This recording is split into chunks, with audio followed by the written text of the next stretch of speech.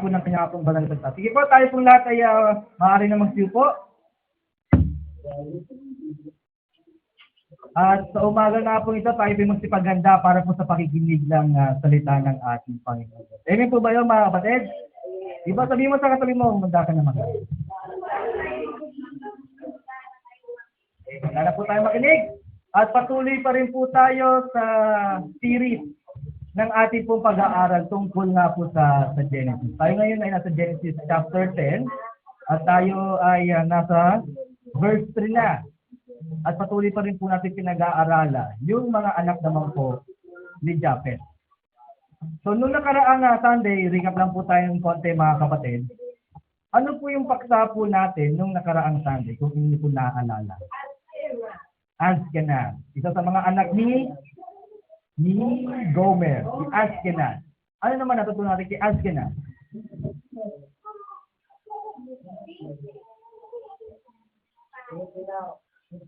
Ano yung sprinkle? Ano yung sprinkle? Topic, sprinkle. Spread. Ano yung spread? Na dapat ang mga Kristiyano, ni-spread din. Salita ng Diyos. Kasi ang meaning ng pangalan ni Azkenaz, spreading fire. Diba? Dapat ang mga Kristiyano, marunong din tayo mag-spread ng fire. Hindi fire na literal, hindi natin tayo magsusunog ng mga tahalan ng mga tao sa ating paligid. Kundi, dapat ang Christian, sabi ng Panginoon Diyos, ang dila po natin ay para din yung apoy. Pero, ang tatandaan po natin mga kapatid, pagdating sa dila, pwedeng dalawang apoy din ang iyong mailaman. Isang mabuting apoy at isang masamang apoy. Kasi ang dila, nasa kapangyarihan ng dila ang buhay at ang kamatayan. Sa pamamagitan ng pagsasalita mo, pwede kang makapagligtas ng tao or makapagpahamak ng isang tao. Kaya po sa atin, mga kapatid, mag-ingat tayo sa ating pong mga sinasalita. Hindi yung basta makapagsalita lang tayo, kundi dapat iniisip natin at kung yun ay kalooban ng ating Panginoon. Amen po ba yan, mga kapatid? Okay? So, yun ang tungkulin natin bilang mga Kristiyano. Tulad ni Azkenaz, kahulugan ng kanyang pangalan ay spreading fire. Ang mga Kristiyano, dapat nagkakalat tayo ng apoy, nagkakalat tayo ng salita ng ating Panginoon. Yun yung paksa natin nung nakaraang Sunday. Ngayon, puntahan pa po natin ang isa sa mga anak ni Gomer. Sana sa umaga nga po makuha natin yung mensahe na nais ipabatid sa atin ng ating Panginoon Diyos sa umaga natin. Sino po? Yung anak ni Gomer. Basahin natin ang Genesis 10, verse 3. Genesis 10, verse 3. At ang mga anak ni Gomer, si Azkenaz, at si Riphat, at si Togarma. Okay. So, sa umaga nga po ito, pag-aaral naman po natin at isa pa sa mga anak ni Gomer, si Riphat. Okay, Riphat. Punta natin yung Riphat sa original na salin ng banal na kasulatan. Riphat, sa salitang Hebreo, ay Riphat. Spelling po niya is R-I-Y-P-H-A-T-H. R-I-Y-P-H-A-T-H. Riphat. Na ang ibig sabihin po sa original na salin ng banal na kasulatan, pag sinabi natin may pangalang Riphat, ay ang ibig sabihin po nun ay remedy. Remedy. Okay, remedy. Medicine, relief, or pardon. Okay? So, remedy. So, sinabi natin remedy, parang lunas. Cure. Remedy, kumbaga parang panggamot. Okay? Remedy. Yun yung kahulugan ng pangalan ni Riphat. Remedy, kung kalimitan ginagamit ito, di ba, pag sa first aid bago dalhin sa ospital. Ito muna yung remedy para hindi lumalak yung sakit. Kaya nga kapag wala talaga, hindi mo kaya madala sa ospital, di ba? Hindi naman ganyan ang remedy doon. Di ba? Pagka wala, ang ginagawa mo na, ito, inuto mo na ng konting gamot, yung mga alam mong gamot, nasakit ng ulo, di ba? Remedy. Ngayon puntahan po natin mga kapatid. Remedy, lunas. Sino ba nangangailangan ng Lunas. Siyempre, yung taong may sakit. Hindi naman nangangailangan ng remedy o lunas ang isang tao na wala namang sakit. Tulad din nga na sinasabi ng banal na kasulatan. Ang tao, kailan lang ba siya nangangailangan ng lunas o manggagamot? Basahin natin yung Mateo 9, ang talata po ay 12. Mateo 9 verse 12. Datapwat nang ito'y marinig niya, ay kanyang sinabi, ang mga walang sakit ay hindi nangangailangan ng manggagamot, kundi ang mga may sakit. Okay. Sabi ng banal na kasulatan hindi nangangailangan ng manggagamot ang walang sakit. Sino nangangailangan ng manggagamot? Yung may mga sakit. Okay? Kahit naman pumunta ka ngayon sa ospital, tapos sasabihin mo sa doktor, magpapa-admit ka, tapos wala ka naman sakit, baka magalit pa sa iyo. Diba? Dami-dami nilang inaasikaso ng pasyente, tapos ikaw wala kang sakit. Parang gusto mo lang magpapansin doon, di ba? Diba? Hindi mo kailangan ng mga manggagamot. Kahit naman gamot di ba? Ang isang taong walang sakit, diba? Hindi nangangailangan din mag-take ng gamot. Baka mamaya sa pag-take mo ng gamot, doon ka pa magkasakit. Okay? Sabi ng banal na kasulatan, hindi nangangailangan ng manggagamot ang walang sakit. Sa panahon natin ngayon, daming mga lumalabas na mga sakit. Diba? Tama-tama sa panahon natin, di ba? Mga bata, nagkakasakit. Diba? Kahit sa tanda, nagkakasakit. Diba? Lalo ngayon, sa season na ito, di ba? Yung simpleng ubo, sore throat, sipon, di ba? Yung malimit na naranasan ng mga kapatid. Ngayon, uriin natin ang mga sakit. Uuriin natin. Kasi ngayon, daming sakit eh. Hindi ko nga alam yung ibang mga pangalan ng mga chicken ba yun? chicken niya. Yung sa lamok yata din, pero parang kahaling tulad lang din siya ng dengue. Pero sa Biblia po kasi, sa panahon po nila, wala po yung mga ganong klase ng mga terminology. Ito pa lang po yung mga uri ng sakit na meron po sa panahon po nila. So, uriin natin yung mga sakit ha. Ano yung mga sakit na nakasulat sa banal na kasulatan? Una, basahin natin yung Deuteronomio 28:22. Deuteronomio 28 verse 22. Sasalutin ka ng Panginoon ng sakit na tuyo, at ng lagnat, at ng pamamaga, at ng nag-aapoy na init, at ng tabak, at ng salot ng hangin, at ng sakit sa pag-ani, at kanilang hahabulin ka hanggang sa ikaw ay malipod. Okay, so dito po marami po mga sakit na binanggit po dito. So, i-categorize lang din po natin. Una, sakit na tuyo. Ano yung sakit na tuyo? Dehydration. Diba? Ganun ba yun? Pag tumatanggal, natutuyo na. Hindi naman ganun siguro. Dehydration. Di ba yung isa para bang yung konting ano mo lang, para bang yung pag-scratch yung skin mo ng yung daliri. Yung parang may kita kang mga white mark. Di ba? Sign yun ng dehydration. Ang nakikita po doon, yung talagang kitang-kita na dehydrated ka, yung sa labi mo. Kasi mas mabilis pong matuyo yung ating pong mga labi kapag yung isang tao ay dehydrated. Okay? So, sakit na tuyo. Marami pa yun yung mga sakit na tuyo dito sa panahon natin. Yung tatay dito sobrang sugata di ba? So, yun yung isa doon. Isa pa, yung meron tayo ngayon ay yung lagnat. Okay?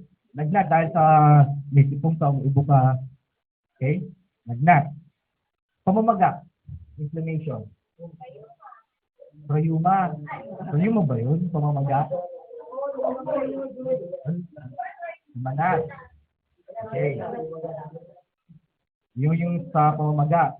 Yung nag-aapoy na init.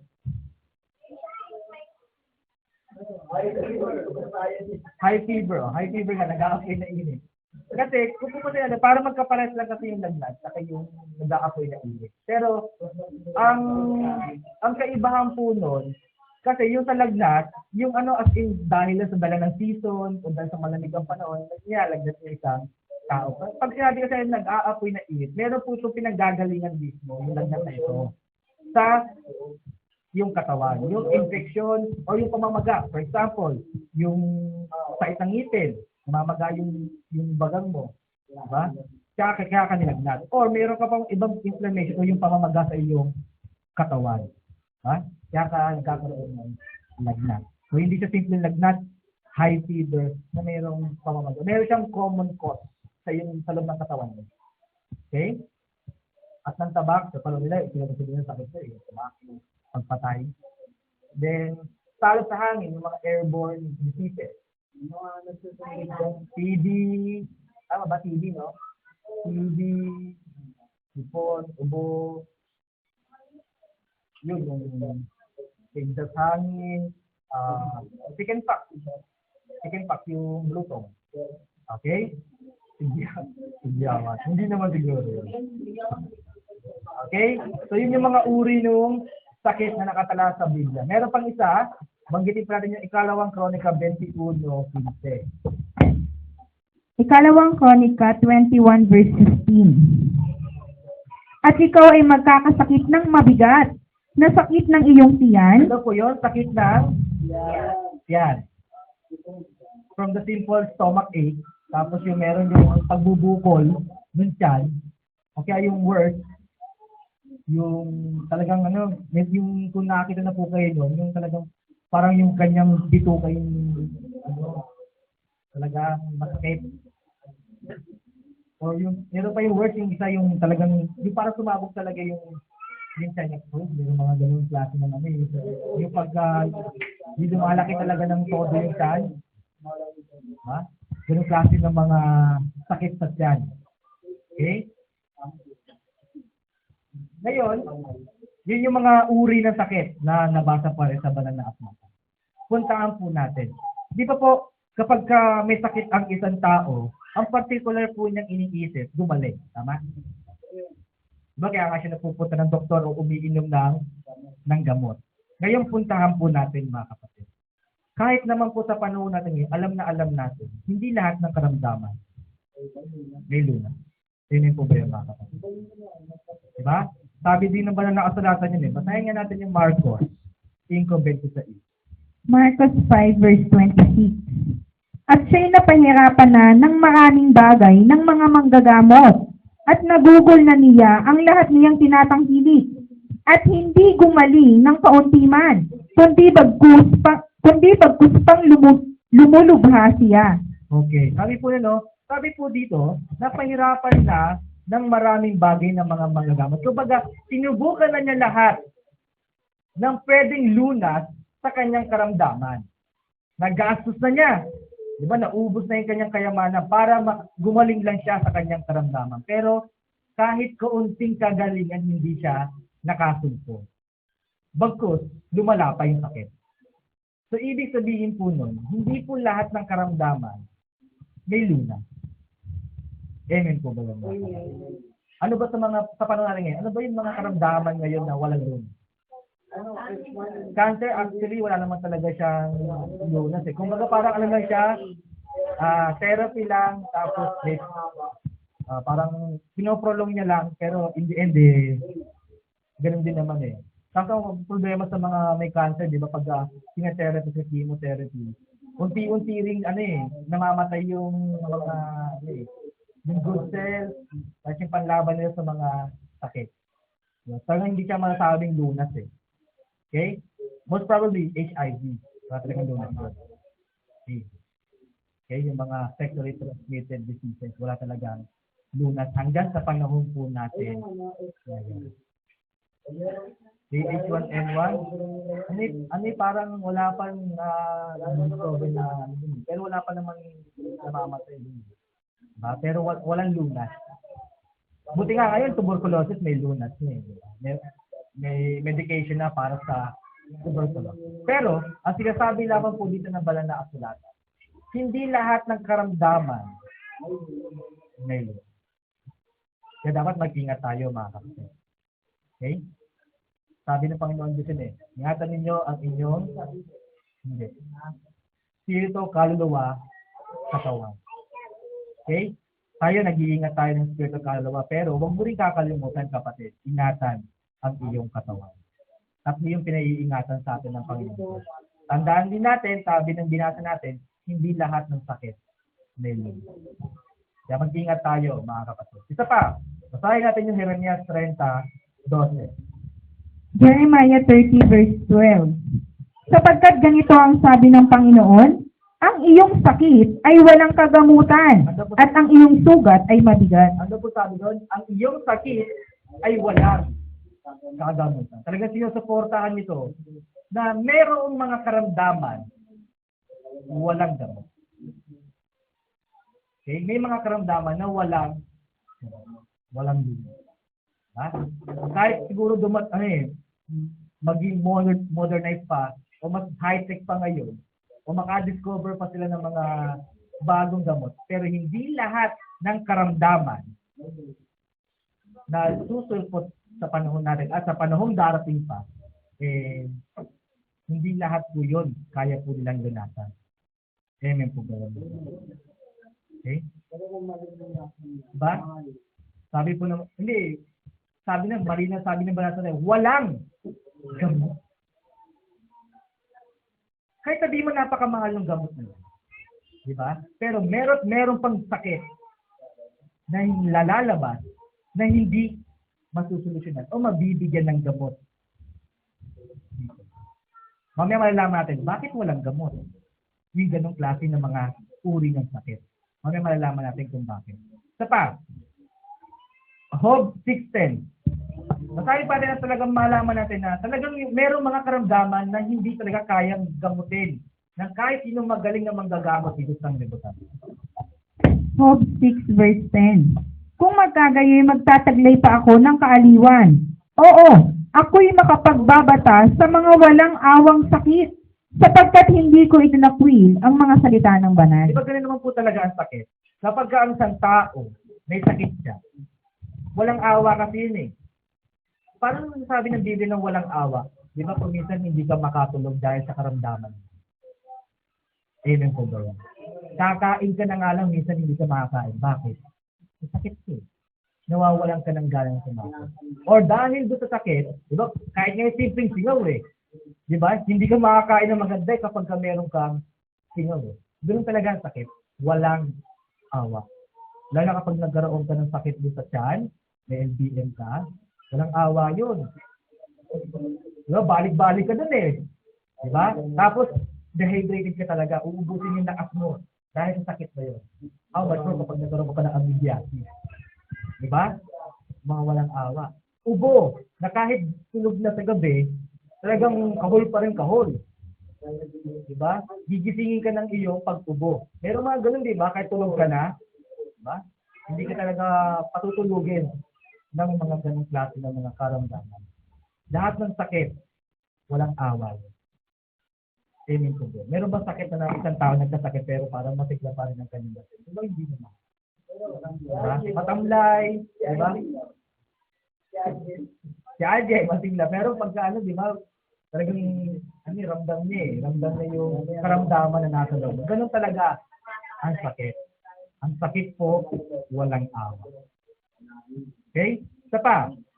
Deuteronomio 28:59. Deuteronomio 28 verse 59. Kung magkagayoy, gagawin ng Panginoon na kamangha-mangha ang salot sa iyo at ang salot sa iyong binhi, malaking salot at totoong malaon, at kakilakilabot na sakit at totoong malaon. Meron mga ganung klase ng mga sakit eh. Kakilakilabot. Nakita na po ba kayo yung tao kung unting naalas pero bonito siya? Dahil sa mga sugat na meron siya. Yung disease, diba? Yung mga diabetic, diba? Magsusugat lang sila ng konti, ang tagal gumaling. Or worse, lumalaki pa. Diba? Yung, meron na ba na nakita dito yung yung, ano ba yung tawag doon? Yung mayroong siyang, hindi yung an-an. Yung para bang, hindi pag ganyan ako parang, di sa banal na kasulatan yung may ketong. Yun, yung may ketong na. Ako hindi pa nakakita ng may ketong pero pagka may imagine siya sabi ng banal na yung ketong na parang pinagdidirihan ng lahat. Diba? Yung parang iniunti-unti yung kanyang laman dahil sa sakit niya. Imagine yung ganun klase. O yung marami mo na sa katawan, medyo nakakilawi, diba? Tapos, hindi pag nakakita pa yung tao yung galing sa kilo, buhay pa. Yun yung klase ng katawan, yung sugat na meron dahil sa sunog. Diba? Medyo talagang nakakakilabot yung klase ng mga sakit. Yung parang pagka lumabas ka, yung mga tao sa'yo, ang pagdidirihan ka. May mga ganong klase na karamdam. Kakilakilabot ng mga sakit. Sana sa atin hindi mangyari po yun. Ayun yung problema ko. So, para hindi mangyari sa atin, ingatan nyo yung mga katawan nyo. Okay? Ngayon, tanong natin. Sabi kanina, merong mga karamdaman, walang lunas, walang gamot. Bakit merong mga ganong klase ng karamdaman? Bakit kaya merong ganong klase ng mga karamdaman? Ha? Kung ngayon, sa medisina natin, meron silang mga iniimbentong gamot para sa mga sakit na tingin natin na walang lunas, di ba? Kasi nga ngayon, may lunas sa tuberculosis. Dati, walang lunas sa tuberculosis Pero, may sumusulpot at sumusulpot ng mga bagong sakit na sa tao, hirap na hirap silang hanapan ng lunas. Na kahit ilang ulit nilang hanapan ng lunas, talaga wala naman talaga silang makikita ng lunas para sa ganong klase ng karamdaman. Bakit kaya nagkakaroon ng ganong klase ng mga sakit na hindi kayang lunasan o walang lunas? Tingin po ninyo mga kapatid. Ano kaya dahilan? Bakit nagkakaroon ng ganong klase ng sakit na walang kagamutan? Kasalanan? Diyos ang nagbigay ng sakit? Punta natin yung sinasabi ng banal na kasulatan. Bakit kaya ganun? Bakit kaya may mga karamdaman na hindi kayang lunasan? Basahin natin yung Awit 38 verse 3. Awit 38 verse 3. Walang kagalingan sa aking laman dahil sa iyong pagkagalit. Ni may kaginhawaan man sa aking mga buto dahil sa aking kasalanan. Punta natin yung unang statement. Sabi po doon ng banal na kasulatan. Bakit mayroong mga ganong klase ng karamdaman? Walang kagalingan sa akin naman dahil sa iyong pagkagalit. Ang Diyos, nagbibigay din po siya ng karamdaman. Kailan? Kapag galit siya sa isang tao. At kapag ang Diyos, tandaan niyo mga kapatid, kapag ang Diyos ang nagbigay ng karamdaman sa isang tao, tiyak na tiyak, walang lunas. Galit siya eh. Diba? Galit siya. Ngayon, tanong natin mga kapatid. Bakit? Bakit ba nagagalit ng Diyos? Kasi diba, ang Diyos, nagbibigay siya ng karamdaman na walang lunas kapag galit siya. Tanong, bakit siya nagagalit? Dahil sa kasalanan? Punta natin yung sinasabi ng banal na kasulatan. No? Bakit kaya ganun ng Diyos? Bakit kaya nagagalit siya? At sa panahon ng kanyang pagkagalit, nagbibigay siya ng karamdaman na walang lunas. Jeremias 30, ang talata po ay 15. Jeremiah 30 verse 15. Bakit ka humihiyaw ng dahil sa iyong sakit? Ang iyong hirap ay walang kagamutan dahil sa kalakhan ng iyong kasamaan. Sapagkat ang iyong mga kasalanan ay dumami. Aking ginawa ang mga bagay na ito sa iyo. Bakit daw po nagagalit ang Diyos? At bakit siya nagbibigay ng karamdaman na walang lunas? Dumadami na yung kanyang kasamaan. Dumarami na ang kanyang pagkakasala. Amen po ba yun mga kapatid? Naranasan niyo na po ba kapatid na isang gabi, magaling ka pa, wala kang sakit, malakas ka pa, pero pagkagising mo, kinaumagahan, may sakit ka na. Naranasan niyo na po ba yun mga kapatid? Bakit? Bakit yung naranasan yung ganun? May ginagawa siguro kayong kasalanan. Diruin mo, no? Ang sigla-sigla mo kagabi, okay ka pagkagabi, natulog ka, pero pagkagising mo sa umaga, may sakit ka. Baka pinapalo na tayo ng Diyos, mga kapatid. pinapaalalahanan na tayo, may kasalanan kang ginawa sa akin. Kaya mag-ingat tayo mga kapatid. Hindi sa lahat ng pagkakataon na tayo ay masigla, wala tayong ginagawang kasalanan. Baka kinabukasan, may sakit na. Tandaan nyo mga kapatid, ang Diyos, kapag nagbigay ng karamdaman, walang kagamutan. Diba?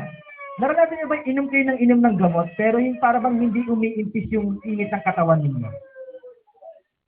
Naranasan nyo na po ba yun, mga kapatid? Yung pagka umiinom ka pa ng gamot, parang lalo pang lumalala yung sakit mo. Yung parang lalo ka pang umiinit. Naranasan nyo na po ba yung mga kapatid?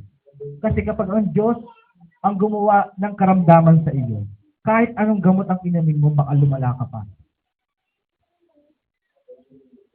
Amen po ba yung mga kapatid?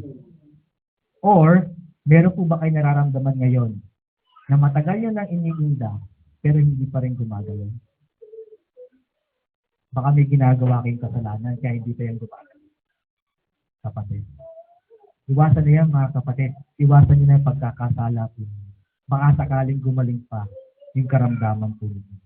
Pero mahirap Sabi ng Diyos, kapag ang Diyos nagalit at nagbigay siya ng karamdaman sa isang tao, for sure, walang kagamutan. Amen po ba yung mga kapatid? Kaya mag-ingat tayo kapatid. Isipin nyo na. Isipin nyo na po yung mga kasalanan po ninyo mga kapatid. Meron ba kayo nararamdaman ngayon? Nararamdaman po ba kayong mga hindi maganda sa inyong pakiramdam? Matagal nyo na po ba yung iniinda? Baka meron kayong ginagawa kaya hindi gumagaling yan. Okay? Ngayon, tanungin po natin mga kapatid. Ang Diyos nagbibigay ng karamdaman, walang luna. Kailan? Paggalit siya dahil sa pagkakasala ng tao. Tanong, wala na ba talagang lunas yun? Sabi ng banal na kasulatan, walang kagamutan. Tanong, magkakalunas pa kaya yun? Magkakalunas pa kaya yun? Kapag ginusto ng Diyos. Kung paano hindi na ginusto ng Diyos? Mahirap di ba? Malinaw ang sabi ng banal na kasulatan walang kagalingan. Diba? May lunas po ba talaga? Wala na. Wala na.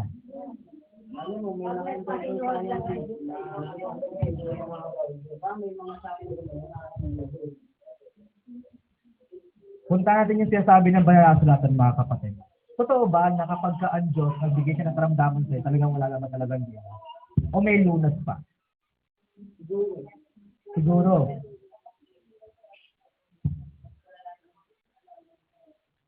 Kapag wala na tayong malapitan, wala na tayong mapuntahan na kagalingan sa mga tao, Diyos na lamang yung ating malalapitan. Walang imposible sa Diyos. Punta natin mga kapatid. Kung merong lunas, yung sakit, ano yun?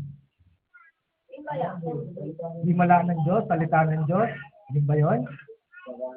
Diyos pa rin ba gagawa para gumaling ang isang tao?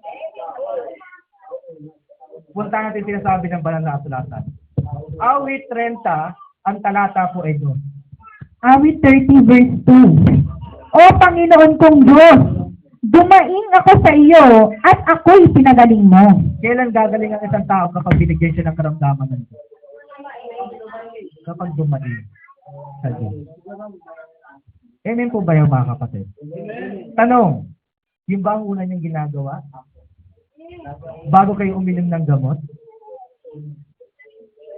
Yung ba ang una niyang ginagawa bago kayo magpakonsulta sa doktor, dumaing sa Diyos? O gamot muna bago ang Diyos? Lord, pagaling mo ako. Gamot na nauna. Ganun ba yun? Kasi kalimitan sa mga kapatid, nakakalimutan Nakakalimutan dumain muna sa Diyos bago mag-take ng gamot. Tandaan natin mga kapatid, walang dakilang manggagamot kundi ang ating Panginoon Diyos. Amen po ba yun mga kapatid? Dumain ka sa Kanya, for sure, pagagalingin ka niya. Amen po ba yun mga kapatid? Palakpakan naman natin siguro ang ating Panginoon. Di ba? Kasi minsan yung pagkakamali ng tao eh. Take muna ng gamot eh, bago dumain sa Diyos. Di ba? Para sa ospital. Pinapunta muna sa ospital, bago sasabihin din sa ilang doktor, mananangin, ipagdasal nyo na lang siya. Ipagpasa Diyos na lang natin siya. Ganun ba dapat? Dapat unahin natin ang Diyos eh. Unahin mo natin dumain sa Diyos bago man kung kanino manggagamot o sa mga gamot na ating i-take. Wala namang masama sa pag-take ng gamot o sa pagkonsulta sa doktor. Amen po ba yung mga kapatid? Basta ang lagi nyo lang pong uunahin, dumain sa Diyos. Manalangin ka muna, Panginoon, pagalingin niyo po ako sa karamdaman ko. Amen po ba yung mga kapatid? Sana matuto tayo sa ganung klase ng mga bagay. Kasi tandaan natin, ang remedy nanggagaling yan sa Diyos. Amen po ba yun? Ang Diyos nagbibigay ng karamdaman yan. Pero, ang Diyos din, may kakayahan din siyang ibigay yung remedy dun sa iyong karamdaman. Kung dadaig ka sa Kanya. Amen po ba yun, mga kapatid? Palakpakan natin ang ating Panginoon. Isa pa, ito malimit din pagkakamali ng isang kapatid. Ito, nauna niya yung Diyos. Dumaing ka sa Diyos. Pero, malimit na ganito naman yung nagiging reaksyon pagkatapos siyang dumaing sa Panginoon Diyos. Gawa 3:16. Gawa 3 verse 16. At sa pamamagitan ng pananampalataya sa kanyang pangalan ay pinalakas ng kanyang pangalan ang taong ito na inyong nakikita at nakikilala. Oo, ang pananampalataya na sa pamamagitan niya ay nagkaloob sa kanya nitong lubos na kagalingan sa harapan ninyong lahat. Amen po ba yung mga kapatid? Malimit at dito nagkakamali ang kapatid. Dumaing sa Diyos, nanalangin sa Diyos. Diyos, pagalingin mo ang anak ko. Pero, nagkaroon siya ng pagdududa. Nag-anlilangan siya. Talaga bang gagaling anak ko kapag katapos ng prayer? Nanalangin ka pa sa Diyos kung pinagdududahan mo din yung ginawa mo pananalangin sa Kanya. Di ba? May mga ganong klase ng mga tao eh. Kahit sa mga kapatid, nagkakaroon sila ng ganong klase ng pakiramdam pagkatapos sila mag-pray. Di ba? Kung pag nakikita nila yung anak nila, ang tagal gumaling. Di ba? Pinag-pray na, ilang beses na pinag-pray, pero ang tagal gumaling. Para bang, talaga bang pagagalingin ng Diyos ang anak ko? Talaga bang pagagalingin ako ng Panginoon ko? Yung mga ganun eh. Merong ganung klaseng pakiramdam ang isang kapatid. Kapag nakikita niyang wala pang resulta, doon sa prayer na kanyang ginawa, nagkakaroon ng doubt. Kaya siguro nagkakaroon ng katagalan doon sa paggaling ng iyong anak o sa paggaling mo dahil meron kang doubt sa pananampalataya mo sa Kanya. Sana mga kapatid, alisin natin yung ganung klase ng pakiramdam sa atin. Kapag nanalangin ka sa Panginoon Diyos, i-claim mo na natanggap mo ang prayer mo sa harapan ng Panginoon Diyos. Amen po ba yun mga kapatid? Huwag ka mag-doubt dahil tandaan mo, Diyos ang hinihilingan mo sa mga sandali mo. Amen po ba yun mga kapatid? Huwag tayo magkaroon ng doubt kasi kapag tayo nagkaroon ng doubt, baka iurong ng Panginoon Diyos yung kagalingan sa iyo. Amen po ba yun mga kapatid? Palakpakan naman po natin ang ating Panginoon Diyos. Isa pa. Basahin naman po natin yung Kawikaan 4:20 hanggang 22. Kawikaan 4:20. Anak ko, makinig ka sa aking mga salita. Ikiling mo ang iyong pakinig sa aking mga sabi. Huwag mga hiwalay sa iyong mga mata. Ingatan mo sa kaibuturan ng iyong puso. Sapagkat buhay sa nangakakasumpong at kagalingan sa buo nilang katawan. Amen po ba yun mga kapatid? Kailan pa tayo makakasumpong ng kagalingan o ng remedy sa harapan ng ating Panginoon Diyos? Kapag nakikinig tayo ng kanyang mga salita. Ang isang tao, kahit ilang beses manalangin niya sa harapan ng Panginoon Diyos, kung hindi naman niya pinakikinggan ang utos ng Panginoon Diyos o hindi niya ito sinusunod, baliwala yung panalangin niya. For sure, hindi pakikinggan ng Panginoon Diyos. At for sure, hindi makakatanggap ng kagalingan ang taong yun. Amen po ba yun mga kapatid? Tulad ng mga nangyari sa mga araw. Di ba mga kapatid? Anong utos ng Panginoon Diyos? Hebrews 10:25. Huwag pabayaan ang pagkakatipon. Pinabayaan. Sa tingin niyo ba, pag nanalangin ng tao, may pakitong kay Diyos?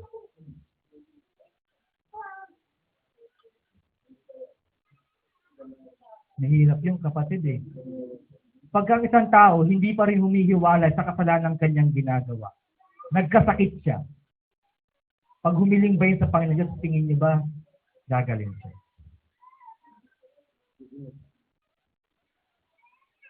Hindi niya pinakikinggan kasi yung utos ng Panginoon Diyos. Diba? Kahit anong luhod, kahit anong abuloy, kahit anong pagmamakaawa natin sa harapan ng Panginoon Diyos, kung ang isang tao naman ay hindi marunong makinig ng salita ng Panginoon Diyos, tiyak na tiyak hindi siya pakikinggan. Diba? Sabi doon sa doktrina natin tatakpan niya yung kanyang sarili ng mga alapaap para hindi makarating sa kanya yung panalangin ng taong iyon. Sana mga kapatid, hindi maging ganun ang panalangin natin sa harapan ng Panginoon. Sana kapag tayo nanalangin sa Panginoon Diyos ng kagalingan sa ating pangatawan, sana pakinggan tayo. Amen po ba yun mga kapatid? Napakahirap nung kapatid. Biruin mo, no? Isang sa samahan kasi natin, di ba, marami tayong mga pagkakatipon na meron eh. Tama? Lunes, Martes, Huwebes, Sabado, tapos Linggo. Di ba? Pero kahit isa lang dun eh, di ba? Yung Sunday na nga lang eh. Kahit yung Sunday, makaligtaan mo, kapatid, for sure, kinabukasan hindi ka okay eh.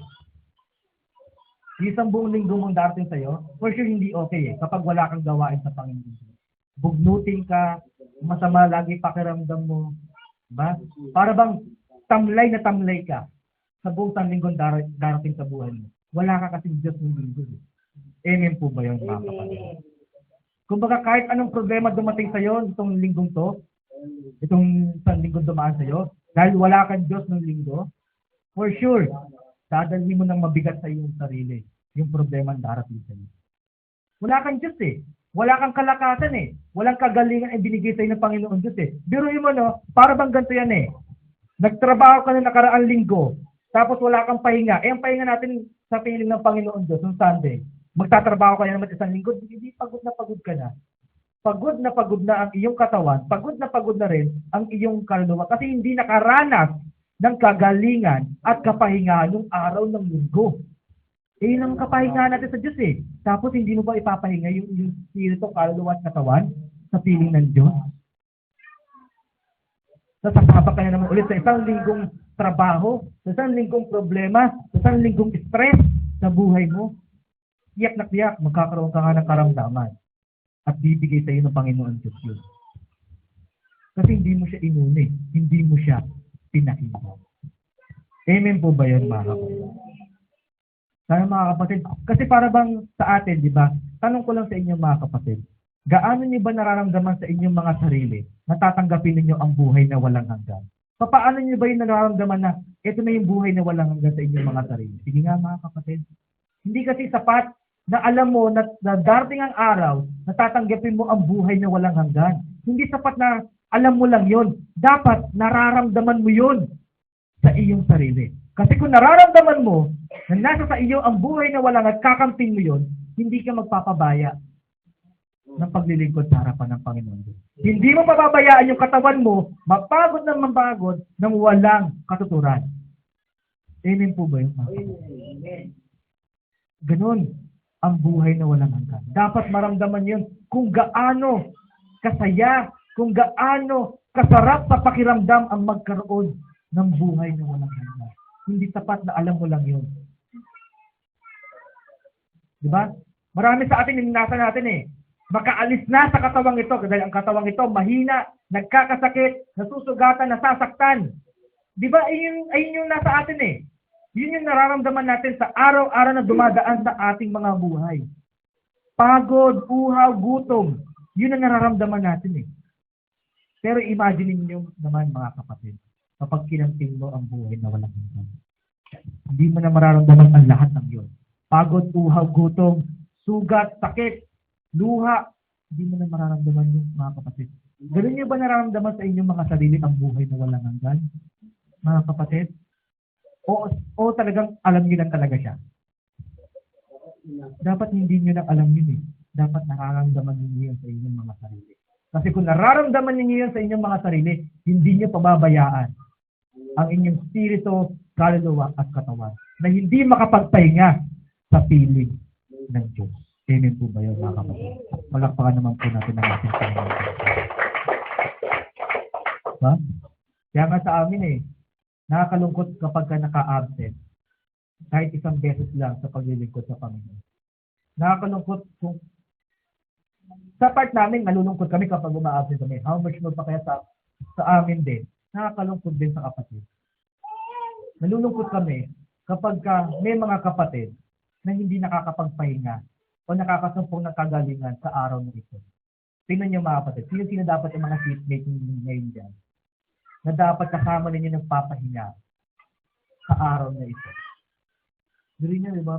Bungi-bungi na naman yung upuan. Wala na naman yung ibang mga kapatid. Di ba? Dapat kasama natin sila nagpapahinga. Kasama natin sila na tumatanggap ng kagalingan sa harapan ng Panginoon. Pero since wala sila ngayon, for sure, panibagong sakit na naman ang mararamdaman nila sa darating ng mga araw. Kasi hindi sila nakasumpong ng remedy ngayong araw na ito. Ano ba remedy ng Kristiyano? Ano ba yung lunas ng Kristiyano? Ano ba lunas sa mga karamdaman na naramdaman natin, mga kapatid? Na tanging Diyos lang ang makapagbibigay. Paano ba niya binibigay? Alam natin ang Diyos ang lunas sa lahat ng karamdaman natin. Spiritual man yan o physical. Amen po ba yan, mga kapatid? Ngayon, ang tanong naman po sa atin ng ating Panginoon sa umagang natin, paano ba niya binibigay yung remedy na yun sa atin? Paano? Pagdadasal, ganun ba? Punta natin ang sinasabi ng banal na kasulatan. Awit 107 verse 20. Awit 107 verse 20. Sinugo niya ang kanyang salita at pinagaling sila at iniligtas sila sa kanilang mga ikapapahamak. Amen po ba yun, mga kapatid? Papaano ipinapadala ng Panginoon Diyos yung kanyang lunas sa ating mga karamdaman sa pamamagitan ng kanyang salita? Amen po ba yun, mga kapatid? Ngayon, wala sila. Tingin niyo ba nakatanggap sila ng lunas sa Diyos? Hindi, di ba? Kasi ang kagalingan ay ibinibigay ng Panginoon Diyos sa pamamagitan ng kanyang mga salita. Absent ka. Hindi walang kagalingan. Walang salita na tanggap Amen po ba yan, mga kapatid? Kaya nga tayo nananalangin sa Panginoon Diyos, hindi ba? Ipinagpipray ng buong kapatiran yung mga kapatid na nasa banig ng karamdaman. Since wala sila, paano nila matatanggap yung prayer na yun? Paano nila matatanggap yung salita na yun? Kung wala naman sila. Hindi walang kagalingan din para sa kanila. Amen po ba yan, mga kapatid? Sa mga problema natin sa buhay, sakit din natin yun, spiritual tama? Sakit natin yun Kung hindi sila makatanggap ng salita ng Panginoon Diyos, tingin niyo ba makakasurvive kaya sila sa mga problemang darating sa kanila? Kung minsan nga nawawala sila ng pananampalataya sa Panginoon Diyos, Panginoon, bakit ganito? Kung kailan ako nananambahan sa iyo, saka ako nagkaroon ng maraming problema. Kung hindi pinaliwanag sa iyo, kung hindi mo tinanggap yung salita, kung wala ka natanggap ng salita ng araw ng linggo, tingin mo ba masasagot kaya yung sakit na yon na nasa isipan mo kung bakit kaya nagkakaroon ka ng ganung klase ng mga problema? Hindi mo tanggap yung solusyon ng Diyos Hindi mo na-receive yung salita ng Panginoon Diyos, yung pagpapalakas sa iyo para sa mga problema iyon. Di ba? Bakit hindi na-receive? Absent. Yung Sunday. Nakakalungkot mang isipin, mga kapatid. Pero yun ang katotohanan sa sinasabi sa atin ng ating Panginoon Diyos sa umaga nga po ito. Ang kagalingan ay makakamping natin kung nakikinig tayo ng salita ng Panginoon. Kaya nga sana sa dating na Sunday, mga kapatid, sana makasama natin ulit sila para makasumpong din sila ng kagalingan sa harapan ng Panginoon. Amen po ba yun? Wala pa naman po natin ang ating At isa pa, syempre, kasi tandaan natin, no, ang nagiging cause kung bakit tayo binibigyan ng karamdaman ng Panginoon Diyos dahil sa kanyang pagagalit, dahil sa ating mga ginagawang kasalanan. Isa pa, para makatanggap tayo ng kagalingan sa Panginoon Diyos. Ito ang kanyang ginagamit na paraan. Basahin natin yung awit 103, verse 3. Awit 103 verse 3. Na siyang nagpapatawad ng iyong lahat ng mga kasamaan. Na siyang nagpapagaling ng iyong lahat ng mga sakit. Kailan daw po yun? Kailan po ang isang tao makakaramdam ng kagalingan sa kanya? Kapag pinatawad tayo sa ating mga kasamaan. Anong katunayan na pinatawad ka sa iyong mga kasamaan? Kung hindi mo na inuulit yung pagkakasala mong ginagawa sa harapan ng Panginoon. Amen po ba yung mga kapatid? Napalakpakan naman po natin ang ating Panginoon Diyos, mga kapatid. Kaya sa umaga nga po ito, mga kapatid, isang tanong po yung nais ko pong itanong sa inyo. May mga kasamaan pa po ba kayo sa inyong mga sarili? Kasi kung nasa inyo pa yan, mga kapatid, hindi pa kayo pinapatawad ng Panginoon Diyos at hindi rin kayo makakasumpong ng kagalingan sa harapan ng Panginoon. Kaya kung gusto niyo, mga kapatid, sabi ng Panginoon Diyos, tanggapin natin yung salita niya at humingi ng kapatawaran sa ating mga pagkakasala. Amen po kayo, mga kapatid. Sana, mga kapatid, alisin natin yun. Kung gusto niyo makasumpong ng kagalingan, physical at spiritual, na kahit wala kang pera, kahit napakahirap ng buhay na ito, kahit napakarami ng problema dumarating sa'yo, masaya ka pa din. Kung yun ang gusto mong maramdaman, humingi tayo ng tawad sa ating mga kasalanan sa harapan ng Panginoon. Amen po ba yun, mga kapatid? Yun lang ang tanging remedy para gumaling tayo sa ating mga kasalanan, sa ating mga sakit. Amen po ba yun, mga kapatid? Sana sa konting mensahe na po yung mga kapatid tungkol po kay Rifat, remedy, Diyos ang makapagbibigay lamang ito sa atin. Amen po ba yun, mga kapatid? Muli, palakpakan natin ang ating Panginoon Diyos.